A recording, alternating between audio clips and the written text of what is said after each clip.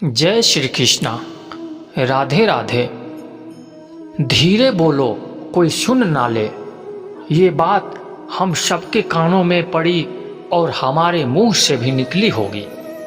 लेकिन सोचने की बात है ये कि ये वाक्य कब कब हमारे मुंह से निकलता है और कब कब हमारे कानों में पड़ता है, क्योंकि ऐसे काम ही गुप्त राज होते हैं जिन्हें हम दूसरों के कानों में पड़ने नहीं देना चाहते। अक्सर परिवार में अशांति का कारण हम स्वयं ही होते हैं। हम इस बात को देख पाएं या भले ही ना देख पाएं, पर ये असल सत्य है, क्योंकि जाने अनजाने मूर्खतावश हम खुद ही अपनी वो बातें दूसरों को बता देते हैं जो हमें कभी नहीं बतानी चाहिए। और वही बातें जो जाने अनजाने में किसी दूसरे को बता दी थी, वही हमारे दुख का कारण बन जाता है, वही हमारे झगड़े का कारण बन जाता है। और फिर बाद में हमें पछतावा होता है कि मुझे ये बात किसी को बतानी नहीं चाहिए थी। मेरी ही गलती हुई कि मैंने जाने अनजाने में यह बात सभी को बता दी। इसीलिए आज की जो कृष्ण द्वारा सुनाई गई कहानी मैं आपको सुनाने वाला हूँ। उसे सुनने के बाद आपको 5 ऐसी बातें पता चलेंगी जो आपको कभी किसी को नहीं बतानी चाहिए। यह जो 5 बातें हैं जो आपको किसी को नहीं बतानी, क्यों नहीं, इसके पीछे का तर्क भी आपको मैं बता दूंगा। और इन 5 बातों के अलावा अगर आपको लगता है कि कोई बात ऐसी है जो मुझसे छूट गई या मैंने नहीं बता पाई, कमेंट सेक्शन में ज़रूर बताना। इससे पहले कि आप इस कृष्ण की कहानी में खो जाएं, इस चैनल को सब्सक्राइब जरूर कर लें। तो चलिए कहानी शुरू करते हैं।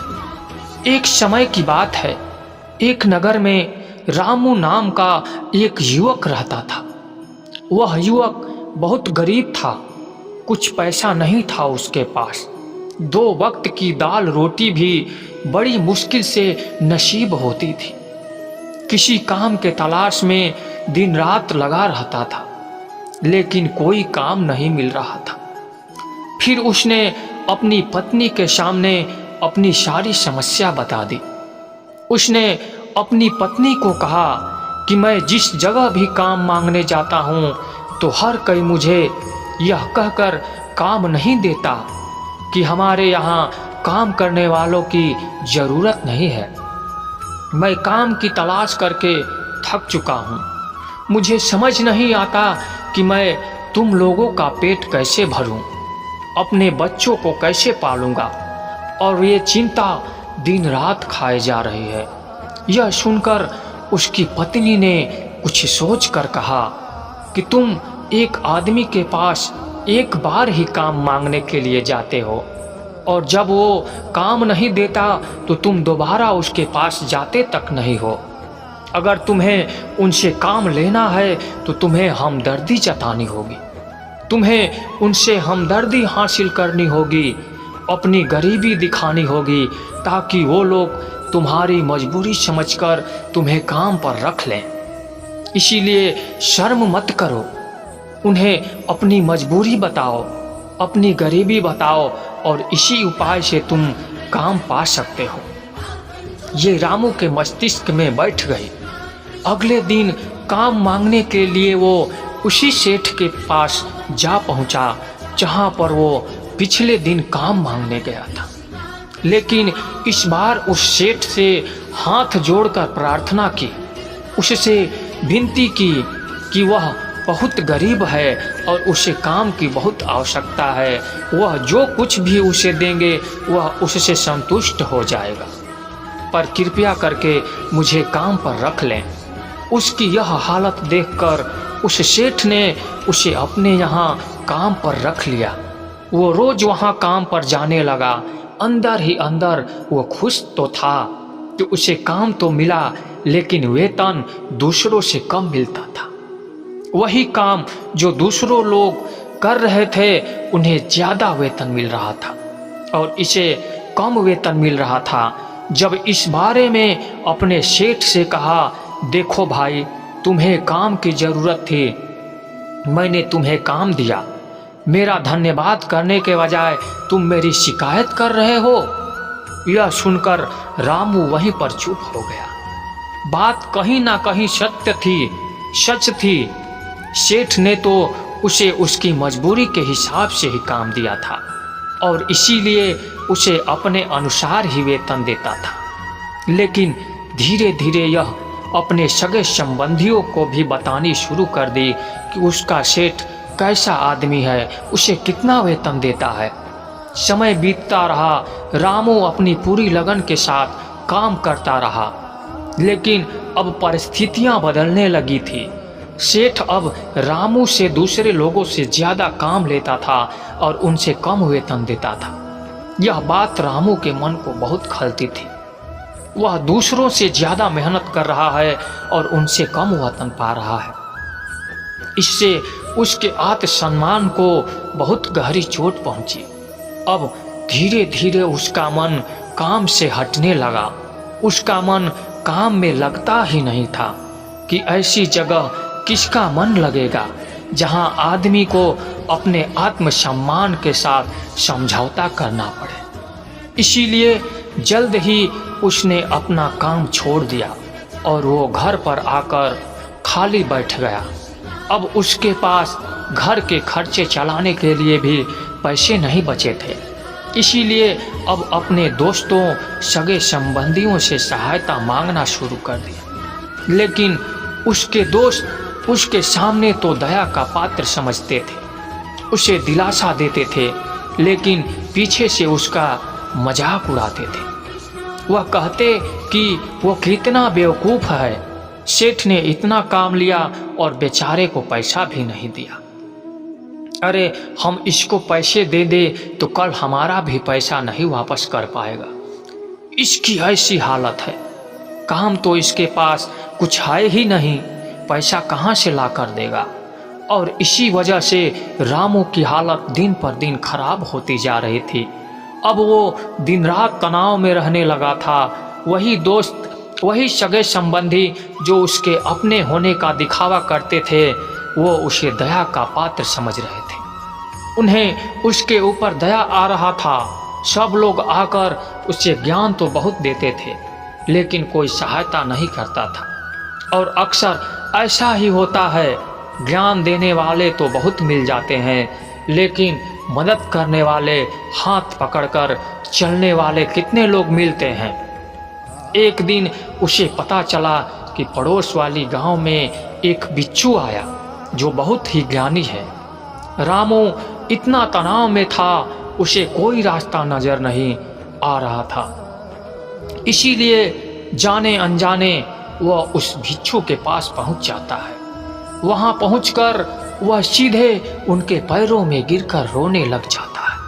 वह रोते रोते उन्हें अपनी सारी परिस्थिति बताता है कि किस तरह उसके सेठ ने उसका फायदा उठाया और उसके सगे संबंधी उसके साथ कैसा व्यवहार रखते हैं। सारी बातें सुनकर ज्ञानी भिक्षु ने उसे चुप कराते हुए कहा कि बंदे, यह सारी समस्याएं तुम्हारी बुद्धिहीनता, तुम्हारी मूर्खता के कारण उत्पन्न हुई है।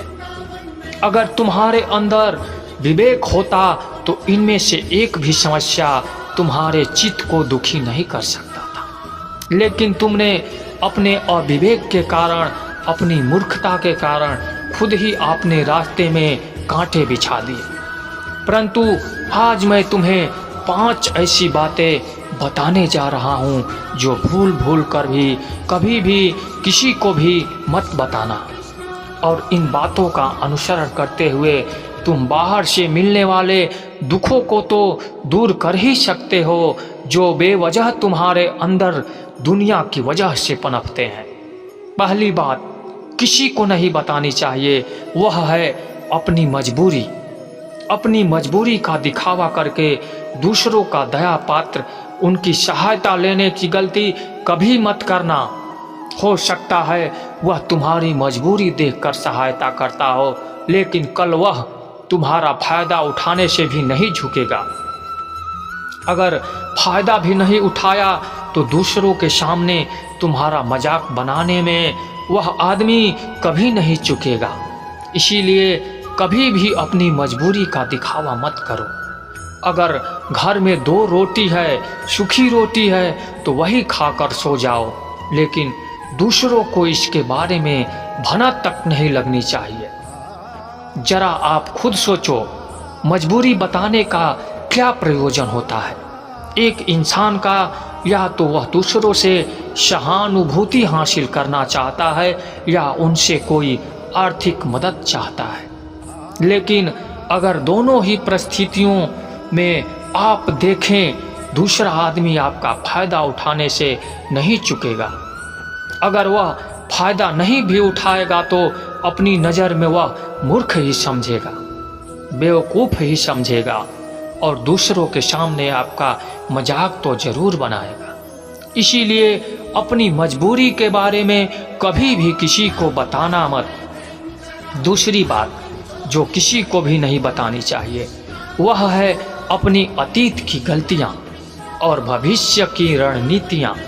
जरा सोचो कि हम अपनी अतीत की गलतियां किसी दूसरे को बताते हैं तो उसका क्या प्रभाव होगा। वह गलतियां ठीक तो नहीं की जा सकती है, जाहिर है उन्हें बताने का क्या प्रयोजन रह जाता है। आप अपने अंधेरे पक्ष को खुद दुनिया के सामने बता रहे हो, खुद अपनी गलतियां दूसरों के सामने बता रहे हो। इससे उस आदमी की नज़र में आपका एक चरित्र घटित हो जाएगा और भविष्य में वह आपको इस नज़रिए से देखेगा। इसीलिए कभी भी किसी आदमी की नज़र में अपना चरित्र गठित मत होने दो। और आप जरा सोचो कि आप व्यर्थ में ही अपने भविष्य की रणनीति या दूसरों के सामने बता रहे हो। जो लोग आपके काम का हिस्सा ही नहीं है, उनके सामने अपने भविष्य की रणनीतियाँ अपने हाथ रखने का क्या फ़ायदा। वह लोग आपका सहायता तो नहीं करेंगे, लेकिन आपकी भविष्य की रणनीतियों में बाधा जरूर बन सकते हैं। तीसरी बात जो किसी को नहीं बतानी चाहिए वह है अपने घर की बातें। जो भी हमारे घर में आपस में बातचीत होती है, हमारे माँ बाप के साथ, हमारी पत्नी के साथ, बच्चों के साथ, वह बातें परिवार तक ही सीमित होनी चाहिए। आप इन बातों का दूसरों के सामने ढिढोरा पीटते हो, दूसरों को आपके घर के घुसने का एक मौका मिल जाता है और वह इसका फायदा उठाने से कभी नहीं चूकेंगे। वह आपके परिवार के सदस्यों को आपसे दूर ले जाने की कोशिश करेंगे। चौथी बात, वह सुनने पर बहुत अजीब लग सकती है, इसका सत्य भी मैं एक तर्क के माध्यम से दूंगा। मैं कहता हूं कि अपने आमदनी किसी को मत बताना। अपने आमदनी ना बताने के पीछे क्या प्रयोजन हो सकता है, जरा सोचिए कि आप अपने आमदनी दोस्तों को बता देते हैं। जब आपके दोस्तों को ज़रूरत पड़ेगी तो वह सिर्फ आपको ही याद करेंगे, क्योंकि उनको पता है अगर आपकी आमदनी ज़्यादा अच्छी है तो आप ही उनकी मदद कर सकते हैं। इसीलिए ज़्यादा लोग आपसे सहायता मांगेंगे, आपकी उनकी सहायता नहीं करेंगे तो सोचेंगे कि उस आदमी के पास पैसे हैं, मेरी सहायता कर सकता है, लेकिन यह सहायता नहीं कर रहा है। और इसीलिए आपकी आमदनी आप दोनों दोस्तों के बीच आपस में एक झगड़े का कारण हो सकती है। कम आमदनी होगी लोग मजाक उड़ाएंगे और ज़्यादा होगी सहायता तो मांगेंगे। तो अपने आमदनी बताने का कोई प्रयोजन नहीं है। आखिरी बात, इसे अपनी गांठ बांध लेना, किसी को यह बात मत बताना, अपनी कमजोरी और अपनी ताकत। अक्सर इंसान को पता नहीं होता है उसकी कमजोरी या उसकी ताकत क्या है, लेकिन आपको अपनी कमजोरी और ताकत पता है तो पहली बात तो आप बहुत ही बुद्धिमान आदमी हैं।